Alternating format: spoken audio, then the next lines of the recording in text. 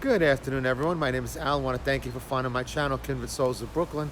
And today, folks, I want to talk about the train that everybody loved to hate, the train to the plane. Probably the thing that everyone loved the most about the train to the plane was the commercials because they were so catchy. So without any further ado, I want to show you the commercials for the train to the plane, and then we'll talk a little bit about it. So stay tuned. Here it is. Take the train to the plane, take the train to the plane, take the train to the plane. The JFK Express. 8 stops along Avenue of the Americas and in Brooklyn. Only $3.50 including shuttle bus. Look for these blue signs or call 212-858-7272. 858-7272. Take the train to the plane, the train to... Million people taking the JFK Express. Because it's faster than taking a taxi. Because it's very fast, clean, and safe. And that's the only way to fly. It's safe. Oh, I work for United Airlines, and it's quicker than the bus. So we're taking the train to the plane to save money. To spend in Paris. Take the train to the plane. Take the train to the plane. The JFK Express, only $4 including shuttle bus. Call 858-7272.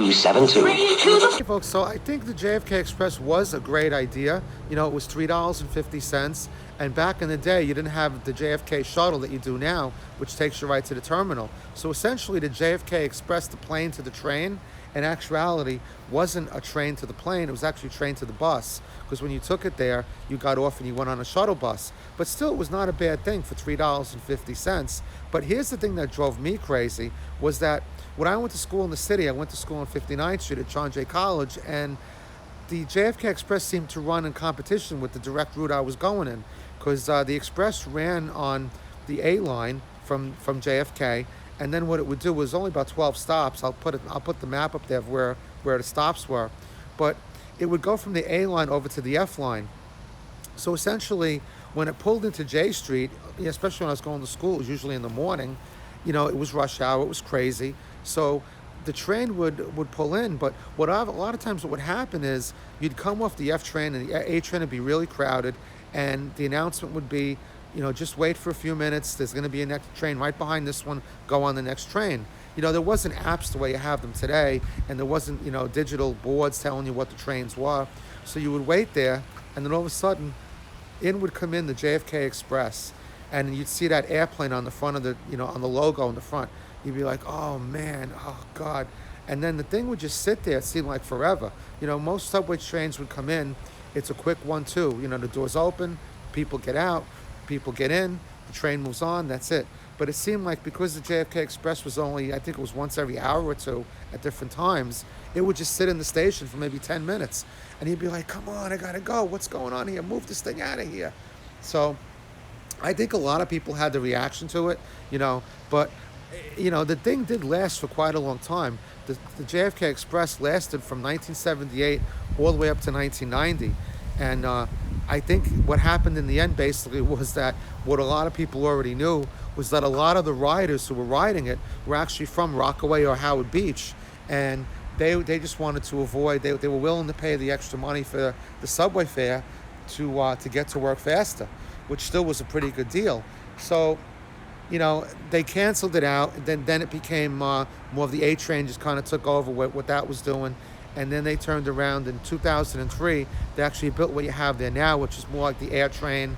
And so the train pretty much brings you to where the air train is, and then the air train brings you to the terminal, which is a really good idea, I guess. I know. So I just wanted to do this video because it was just one of the memories that I've had, that I think a lot of people share, you know, because when you think back to the subway and you think back to all the funny memories and things that people hated about the subway, you know, for me, the subway was always the great equalizer. I never had a problem with, you know, of course we would have wanted a clean subway, but, you know, I never had a problem with the garbage or, you know, you'd see rats on there, whatever, but it was just part of, like, it was a rite of passage. It was just something as a New Yorker you did, as a Brooklynite you did. So I don't think that really ever bothered me, but I was thinking one day, someone was talking to me in Florida about the subway, and all of a sudden the jingle of the JFK Express came to mind.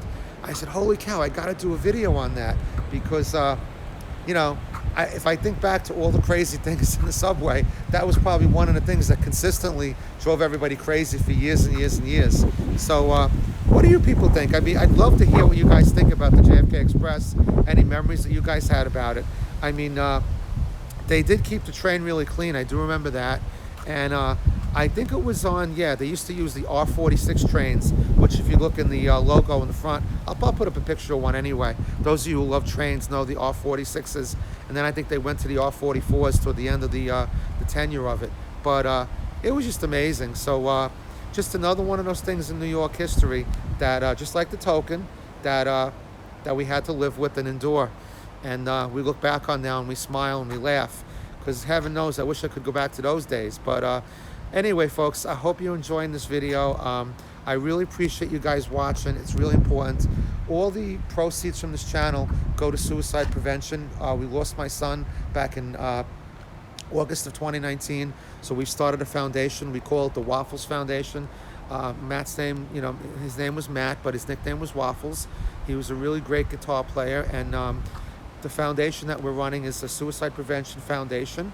We donate musical instruments to kids who can't afford to play, people who can't afford to play. So you can contact us via www.wafflesfoundation.org. You could donate to us on PayPal, the Waffles Foundation, or Venmo. Like I said, all proceeds go to the Waffles Foundation. We don't take a penny of profit from it. It literally all goes to it. We are waiting for our 501c3 certification. We are certified in the state of Florida as a non-for-profit, and we should be receiving the 501c3. It's early November. I'm hoping way before Christmas time, but things take a little longer now with the virus and stuff, so we're waiting. We're being patient. So folks, I really appreciate it. Stay tuned for updates. I really appreciate you guys watching. It's really important, and I thank you for tuning in and staying on to the video this long. Have a great day. This is Al signing off from Central Florida. Love you guys. Take care of yourself. Miss you, Matt. Bye-bye.